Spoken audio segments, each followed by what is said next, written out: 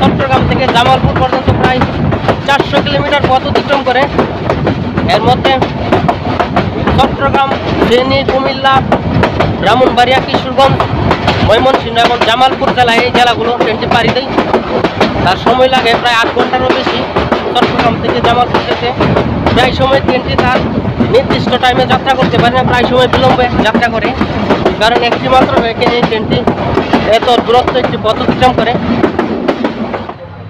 বিজয় express ট্রেনটি Kuliarchar rail স্টেশনের আউটারে এসে দাঁড়িয়ে গিয়েছিল। এই যে কুলিয়াচর স্টেশনের 1 নম্বর লাইনে দাঁড়িয়ে আছে, কিশোরগঞ্জ থেকে ছেড়ে আছে ঢাকা অভিমুখী 11 সুন্দর এক্সপ্রেস ট্রেনটি। এই ট্রেনটি 1 নম্বর লাইনে দাঁড়ানো, আর এটি 2 নম্বর দিয়ে। বিজয় এক্সপ্রেস ট্রেনটিকে সম্ভবত একে লাইন দেওয়া হয়েছিল, যার ফলে ট্রেনটি দাঁড়া করে আবার ব্রেকে পিছনে নিয়েছে। পিছনে নিয়ে এখন আবার তার যে 2 নম্বর লাইন আছে সেই 2 নম্বর লাইনে ট্রেনটি যাচ্ছে। এটি আবার এখান থেকে যাত্রা শুরু করেছে। এই কুলিয়াচরে ট্রেনটির কোনো যাত্রা বিরতি নেই। ট্রেনটি ভৈরব থেকে ছাড়ার পর একেবারে সরাসর রেল স্টেশনে গিয়ে তার প্রথম যাত্রা বিরতি। সরাসরের পর কিশোরগঞ্জ, আটোরবাড়ি, গরিবপুর এবং ময়মনসিংহ, পিয়ালপুর এবং সর্বশেষ জামালপুর রেল স্টেশনকে ট্রেনটি আবার ইঞ্জিন ঘুরে আবার চট্টগ্রামের উদ্দেশ্যে ছেড়ে আসবে।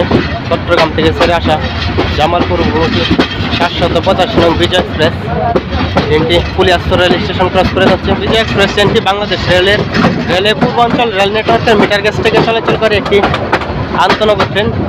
ট্রেনটির কোড নাম্বার হলো 785, যেটি চট্টগ্রাম থেকে জামালপুরের উদ্দেশ্যে ছেড়ে যায়। ট্রেনটি চট্টগ্রাম থেকে সকাল 9টা 15 মিনিটে ছেড়ে আসে।